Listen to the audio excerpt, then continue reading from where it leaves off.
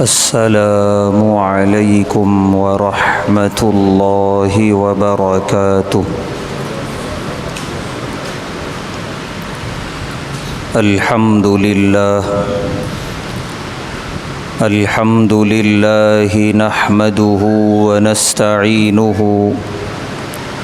ونستغفره ونؤمن به ونتوکل علیہ ونعوذ باللہ من شرور انفسنا ومن سیئات اعمالنا من يهده الله فلا مضل له ومن يضلله فلا هادي له ونشهد أن لا إله إلا الله وحده لا شريك له ونشهد أن سيدنا ونبينا وحبيبنا ومولانا محمدا عبده ورسوله أما بعد قال الله تبارك وتعالى في القرآن الكريم أعوذ بالله من الشيطان الرجيم بسم الله الرحمن الرحيم والذين يؤذون رسول الله لهم عذاب أليم صدق الله العظيم۔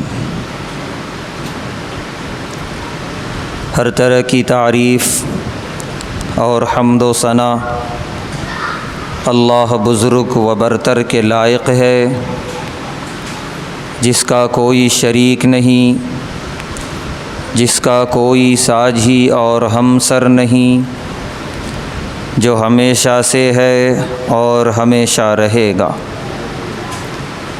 بے شمار درود و سلام نازل ہوں اللہ کے آخری پیغمبر جناب محمد الرسول اللہ صلی اللہ علیہ وسلم پر، اور آپ کے پیارے صحابہ اور اہل بیت پر۔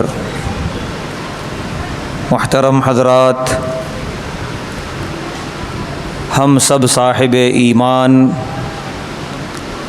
اللہ کے رسول صلی اللہ علیہ وسلم کے امتی ہیں۔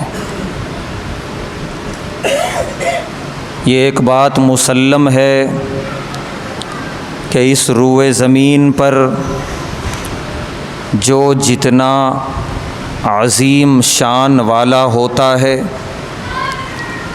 عظیم مقام و مرتبے والا ہوتا ہے، اتنے ہی اس کے دشمن اور اس کے حاسدین پیدا ہوتے ہیں۔ اور یہ ہمارا عقیدہ ہے کہ اس کائنات میں سب سے برگزیدہ، سب سے باعظمت، سب سے سربلند اور سب سے اونچی رفعت و شان رکھنے والی شخصیت اور ہستی اگر کوئی ہے تو وہ ہمارے اور آپ کے محبوب جناب محمد الرسول اللہ صلی اللہ علیہ وسلم کی ذات اقدس ہے۔ آپ سے اونچا مقام رکھنے والا نہ کوئی آیا نہ قیامت تک آ سکتا ہے۔ قرآن کریم کی آیات میں اگر ہم اپنے محبوب صلی اللہ علیہ وسلم کی شان دیکھیں تو وہ شان ہے، وہ مقام ہے جن کو ہم اپنے الفاظ میں بیان نہیں کر سکتے۔ اللہ نے اتنے بڑے لقب سے سرفراز فرمایا، وَمَا أَرْسَلْنَاكَ إِلَّا رَحْمَةً لِّلْعَالَمِينَ۔ اللہ نے اتنے بڑی سند عطا فرمائی کہ وَإِنَّكَ لَعَلَىٰ خُلُقٍ عَظِيمٍ۔ اللہ نے جب اپنے محبوب کی شان میں آیتیں اتاریں، ما کان محمد ابا احد من رجالکم ولکن رسول اللہ وخاتم النبیین، تقریباً ایک ساتھ 10-15 آیتیں ہیں۔ ہر آیت میں اللہ تعالیٰ نے ایسے عظیم الفاظ سے سرفراز کیا پیارے نبی صلی اللہ علیہ وسلم کو کہ پوری قرآن میں کسی نبی کو ایسے الفاظ اللہ نے عطا نہیں فرمائے۔ اگر ہم ترجمے کے ساتھ معنی اور مطلب سمجھتے ہوئے ان آیات کو پڑھیں تو ہمارا ایمان میں تازگی پیدا ہو، ہمارے نبی سے جو محبت کی شمع ہے اس میں اور تیزی پیدا ہو، اور طبیعت جھومنے لگے کہ کیا مقام ہم ملا ہے ہمارے نبی علیہ الصلاۃ والسلام کو، یہاں تک کہ آخر میں پہنچ کے اللہ نے انتہا بیان کر دی، ان اللہ وملائکتہ یصلون علی النبی، کہ یہ وہ شان ہے کہ اللہ اور اللہ کے تمام فرشتے ان پر درود و سلام کے نذرانے پیش کرتے ہیں۔ یا ایھا الذین آمنوا صلوا علیہ وسلموا تسلیما، اے ایمان والو تم بھی اپنے محبوب صلی اللہ علیہ وسلم پر درود و سلام کے نذرانے پیش کرتے رہا کرو۔ یہ مقام کسی نبی کو نہیں ملا، کسی رسول کو نہیں ملا، کسی زمینی مخلوق کو نہیں ملا، کسی آسمانی نورانی مخلوق کو نہیں ملا، جو تنے تنہا جناب محمد الرسول اللہ صلی اللہ علیہ وسلم کو عطا کیا۔ اللہ نے سورہ احزاب میں فرمایا النبی اولی بالمؤمنین من انفسہم، اے مومنوں خوب اچھی طرح یاد رکھنا، نبی صلی اللہ علیہ وسلم کا مقام اور احترام اور ان کا مرتبہ تمہاری اپنی جانوں سے بھی زیادہ ہونا چاہیے۔ آل و اولاد سے زیادہ تو ہے ہی، ماں باپ سے زیادہ تو ہے ہی، یہاں تک کہ آدمی کو اپنی زندگی میں سب سے عزیز چیز ہوتی ہے اس کی اپنی جان، اپنا وجود۔ اللہ نے فرمایا اس سے بھی بڑھ کر ہے مقام جناب محبوب دو عالم صلی اللہ علیہ وسلم کا۔ اللہ نے فرمایا وَرَفَعْنَا لَكَ ذِكْرَكَ، اے میرے محبوب صلی اللہ علیہ وسلم آپ ان کی دشمنوں کی سازشوں کی فکر نہ کیجئے، یہ سب ختم ہو جائیں گے، ہم نے آپ کے ذکر کو سر بلند کر دیا قیامت تک کے لیے۔ دنیا کے کسی وادی میں چلے جائیں، کسی علاقے میں چلے جائیں، بدترین دشمنوں کی زمین پر چلے جائیں، جب اذان کا وقت ہوتا ہے مؤذن کہتا ہے اشہد ان محمد رسول اللہ، نہ دشمن کا نام کسی کو یاد، نہ دشمن کے آباء و اجداد کسی کو یاد اگر ہے اس روئے زمین اور اس زمین اور چاند کو تو وہ محمد الرسول اللہ صلی اللہ علیہ وسلم کا پیارا نام ہے۔ اسی لیے ایک موقع پر صحابہ کو پیارے نبی صلی اللہ علیہ وسلم نے فرمایا تسلی دیتے ہوئے کہ دشمن یہ کر رہے ہیں وہ کہہ رہے ہیں، آپ نے فرمایا تم دیکھتے نہیں کہ اللہ نے مجھے محمد بنایا، محمد مانے قابل تعریف، اور جو مجھے شتمونی، جو مجھے برا بھلا کہہ رہے ہیں، تم دیکھو مذمم کتنے ذلیل ہو رہے ہیں وہ لوگ۔ جو پیارے حبیب صلی اللہ علیہ وسلم کی شان اقدس میں گستاخی کرتا ہے، تاریخ گواہ ہے، اسی دن سے ذلت کا آغاز ہو جاتا ہے۔ آپ نے فرمایا دیکھو مذمم کتنے وہ ذلیل ہو رہے ہیں، مذموم ہو رہے ہیں، برے ہوتے جا رہے ہیں انسانیت کی نظر میں، اور مجھے دیکھو اللہ نے مجھے کتنا قابل تعریف بنایا۔ یہ اس زمانے میں پیارے نبی صلی اللہ علیہ وسلم نے فرمایا۔ قرآن میں اللہ نے گواہی دی ان شانئک ھو الابتر، اے میرے محبوب صلی اللہ علیہ وسلم یہ زبان دراز لوگ، یہ مکار اور یہ سازشی لوگ، ان کی فکر نہ کیجئے، ان کا سب کچھ ختم ہو جانے والا ہے، دم بریدہ میں نے بنایا ہے، نہ ان کی نسلیں رہیں گی، نہ ان کا نام رہے گا، نہ کچھ رہے گا، اس روئے زمین پر رہے گا آپ کا نام، آپ کی مدح، آپ کی تعریف سربلند رہے گا قیامت کے دن تک اور میدان آخرت میں بھی۔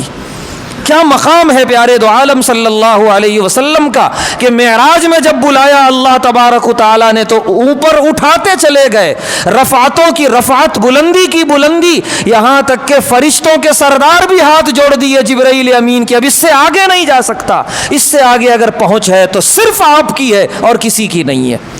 اسی لیے ہر مومن کا یہ عقیدہ ہے اس کائنات میں اللہ کے بعد سب سے بڑی سربلند ذات ہے تو جناب محمد الرسول اللہ صلی اللہ علیہ وسلم کی ذات اقدس ہے۔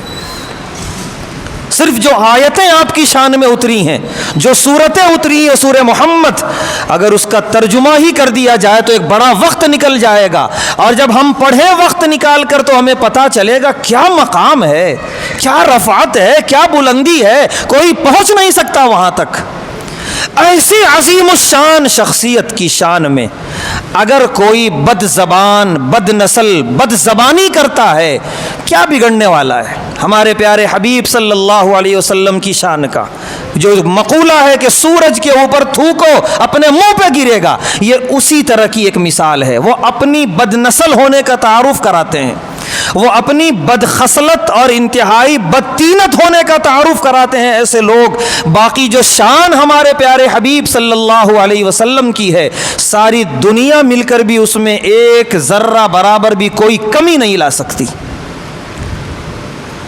ہاں یہ ضرور ہے کہ چونکہ آپ عظمت کے اعلیٰ ترین درجے پر فائز ہیں، اور دنیا کا اصول ہے جو ذرا مقبول ہوتا ہے اس کے حاسدین پیدا ہوتے ہیں، اس کے دشمن پیدا ہوتے ہیں، تو جو سب سے بڑی سربلندی پر ہے تو کیا اس کے دشمن نہیں ہوں گے؟ کیا ان کے حاسدین نہیں ہوں گے؟ کیا ان کے شان میں گستاخیاں کرنے والے نہیں ہوں گے؟ یقیناً ہوں گے، ہر زمانے میں ہوں گے، اور وہ خود اپنے آپ کو عذاب کا مستحق بنا رہے ہوں گے۔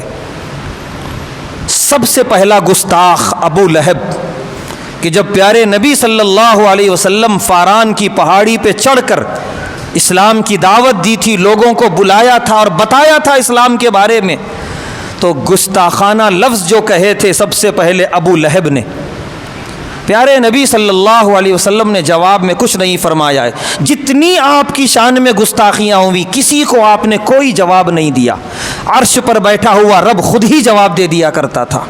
اللہ تعالیٰ نے پوری سورہ لہب نازل فرمائی، جو لفظ اس نے کہا تھا اسی لفظ کو اللہ نے پلٹا دیا اس کے اوپر، تبت یدا ابی لہب وتب، کہ میرے محبوب کی شان میں گستاخی کرتا ہے، اس کے ہاتھ اور اس کی ذات سب تباہ و برباد ہو جائیں گے۔ ما اغنا عنہ مالہ وما کسب، اس کا مال، اس کا عہدہ، اس کی سرداری کوئی اسے کام نہیں آئے گی۔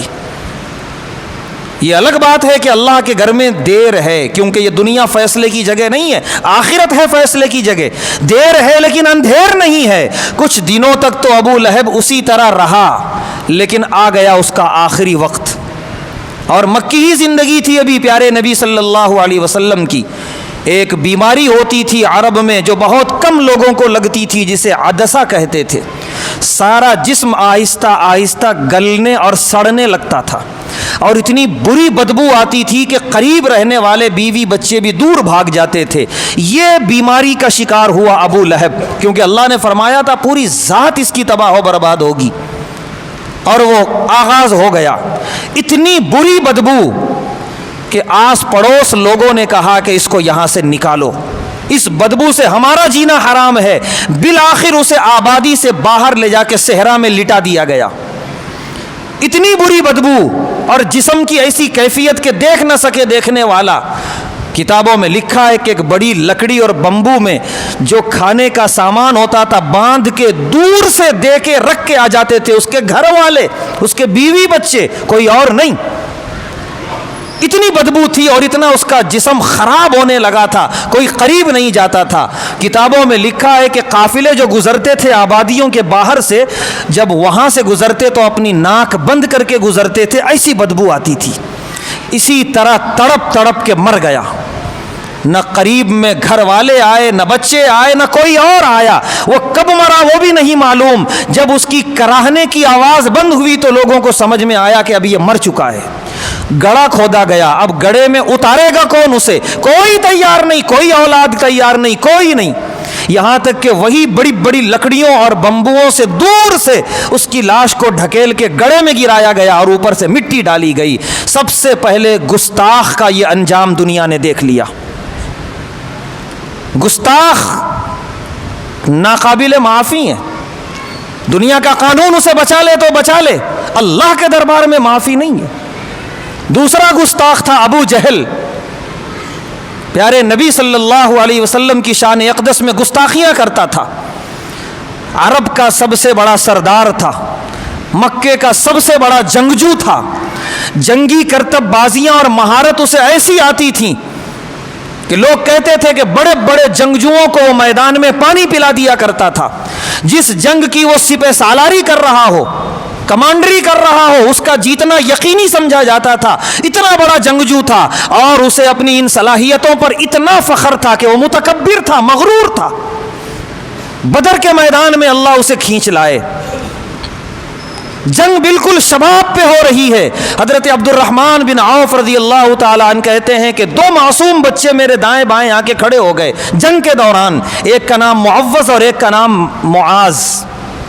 ان دونوں نے حضرت عبد الرحمن بن عوف رضی اللہ تعالیٰ عنہ سے کہا کہ ان میں ابو جہل کون ہے، کیونکہ یہ بچے مدنی تھے، مدینے کے، وہ مکے والوں کو پہچانتے نہیں تھے۔ تو انہوں نے عبد الرحمن بن عوف رضی اللہ تعالیٰ عنہ سے کہا اس میں ابو جہل کون ہے؟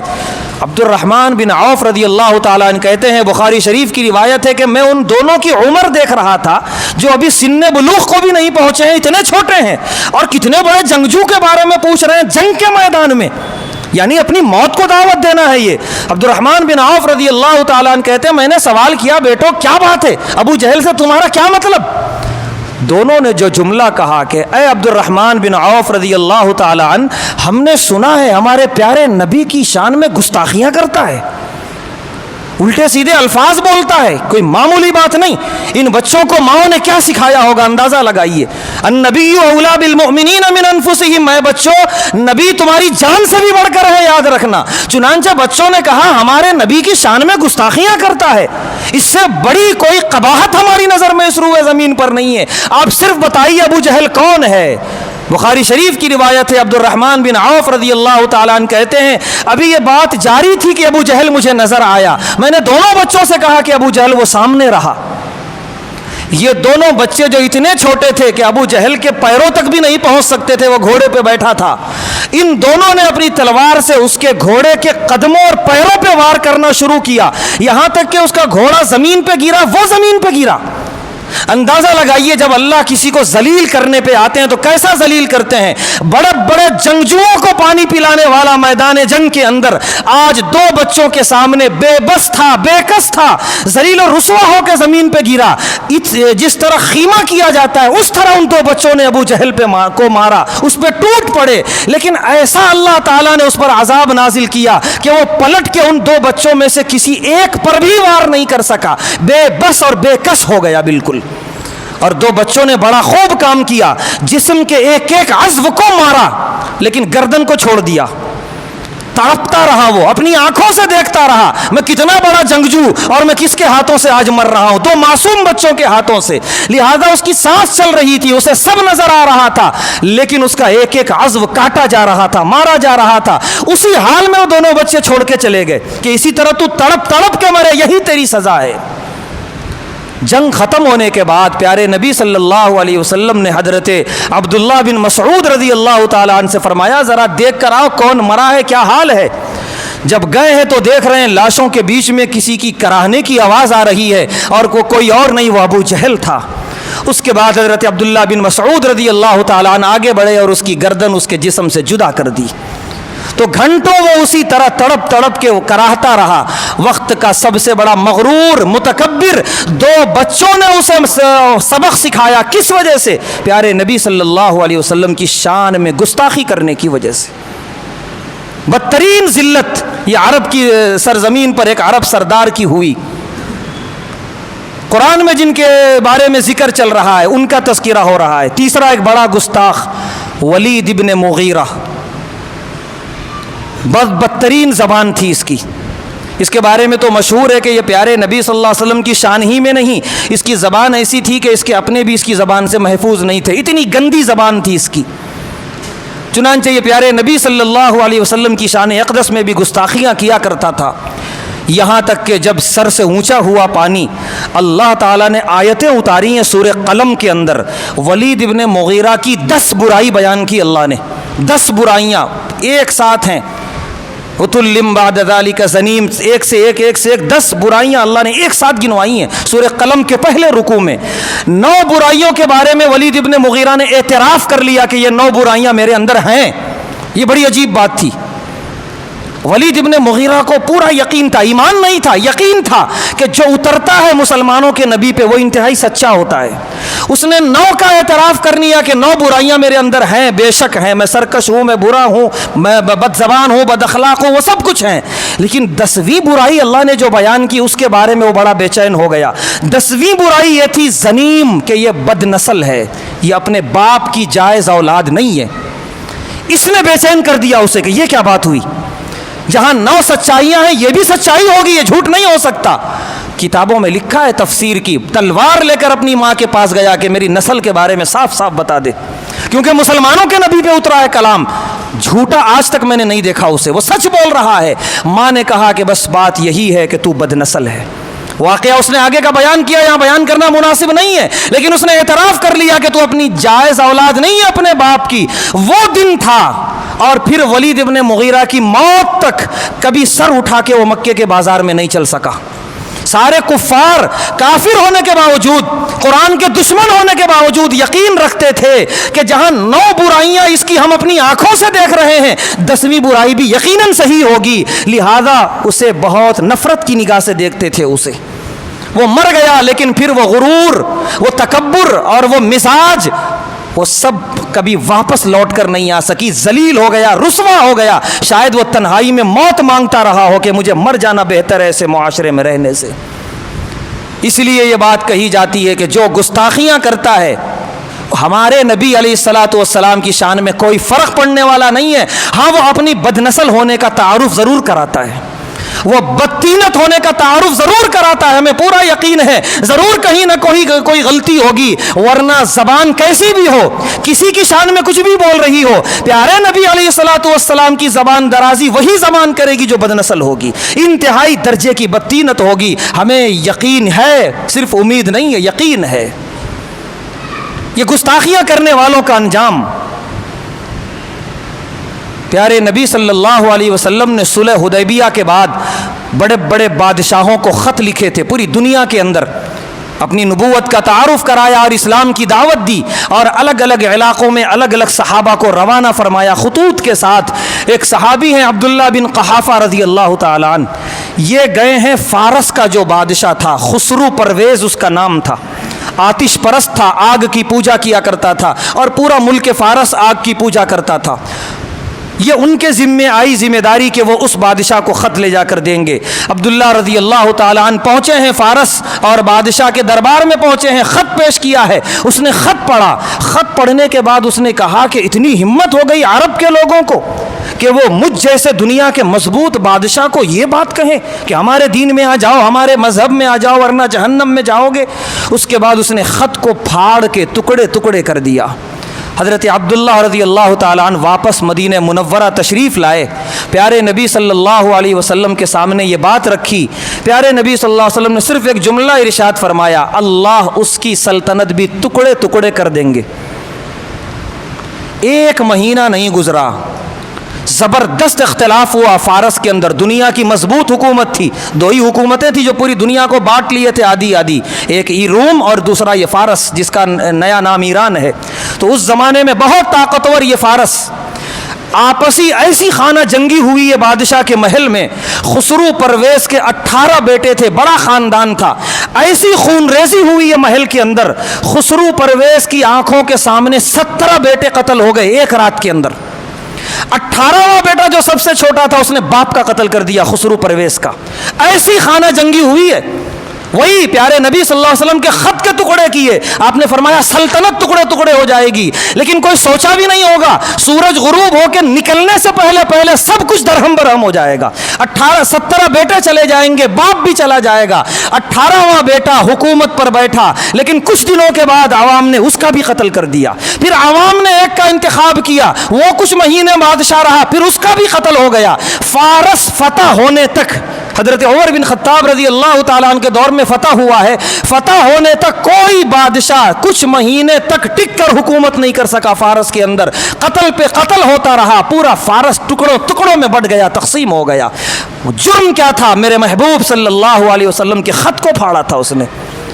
اللہ جلال میں آتے ہیں جب محبوب کی شان میں گستاخیاں ہوتی ہیں، تو اگر گستاخیوں کا تذکرہ کیا جائے اور ان کے انجام کا تذکرہ کیا جائے تو شاید ایک بڑا اور طویل وقت بھی ناکافی ہو۔ خلاصہ یہ ہے کہ جب گستاخی ہوتی ہے تو اللہ تبارک و تعالی معاملہ اپنے ہاتھ میں لے لیتے ہیں۔ کچھ دنوں کی مہلت نظر آتی ہے، کچھ دن تک ابو لہب بھی ٹھیک ٹھاک زندگی گزارا، کچھ دن تک ابو جہل بھی، لیکن اس کے بعد جب اللہ کی گرفت شروع ہوئی، ایسی ذلت اور ایسی بدترین موت، اور وہاں جانے کے بعد تو جو ہو رہا ہوگا وہ تو معلوم ہی ہے۔ لہذا پیارے نبی صلی اللہ علیہ وسلم کی شان میں گستاخی یہ دراصل خود اللہ کے عذاب کو دعوت دینا ہے۔ لہذا ہمیں چاہیے ایسے موقع پر، چونکہ ہم ایک ایسے ملک میں رہتے ہیں جو جمہوری ہے، قوانین کے تحت چلتا ہے، ورنہ اسلامی قانون تو ہے کہ گستاخ رسول کا سر تن سے جدا کر دیا جائے، لیکن یہاں قوانین دوسرے ہیں۔ قانون کو ہاتھ میں لینے کی ضرورت نہیں، قانون کے رہتے ہوئے ہم جو کر سکتے ہیں وہ کریں، اور وہ ہو رہا ہے کہ قوانین پر اور جو قانون داں حضرات ہیں، جو محکمہ ہیں، اس پر زور بنایا جا رہا ہے کہ جتنا ہو سکے ان لوگوں کو سزائیں دو، جتنا جلد ہو سکے سزائیں دو۔ اب وہ کیا کر رہے ہیں یہ ان کی ذمہ داری ہے، وہ کتنا عدل سے کام کر رہے ہیں، انصاف سے کام کر رہے ہیں۔ اگر وہ عدل و انصاف کا مظاہرہ کریں، جلد سے جلد سزا دیں تو بہت بہتر ہے، ورنہ ایسے بدترین لوگ اگر ان کو چھوٹ دی جائے تو یہ اپنے ماں باپ کے بھی نہیں ہوتے، یہ اپنے بھگوانوں اور خداؤں کے بھی نہیں ہوتے، یہ خود تمہارے مذہب کے خلاف جائیں گے، یہ تمہارے قوانین کے خلاف جائیں گے، تمہارے لیے یہ سر درد بنیں گے۔ بہتر یہ ہے کہ جلد سے جلد انہیں سزائیں دے دی جائیں۔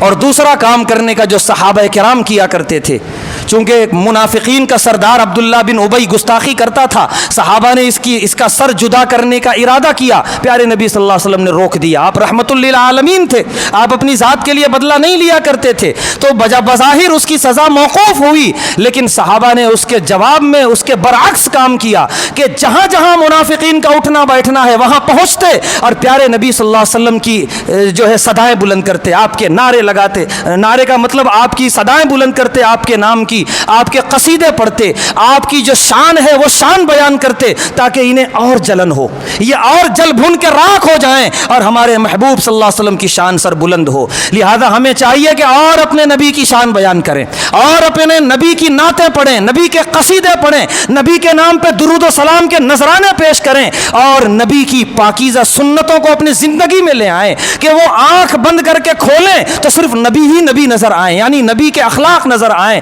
نبی کی جو ہے تعلیمات نظر آئیں، نبی کا نام نظر آئے، یہی صرف ان کے سامنے ہو۔ یہ ایک بہترین بدلہ ہوگا، برائی کا بدلہ اچھائی سے۔ لہذا ہمیں چاہیے کہ نبی کی سنتوں پہ خوب عمل پیرا ہوں، نبی کی سیرت کو خوب بیان کریں کہ نبی کا ذکر بالکل عام اور تام ہو جائے، اور ان کے لیے کوئی چھپنے کی جگہ نہ رہے، جہاں جائیں نبی کا ذکر ملے، جہاں بیٹھے نبی کا ذکر ملے، جہاں دیکھیں نبی کا نام ملے۔ اس سے بڑی بہترین کوئی اور رد عمل کی شکل نہیں ہوگی۔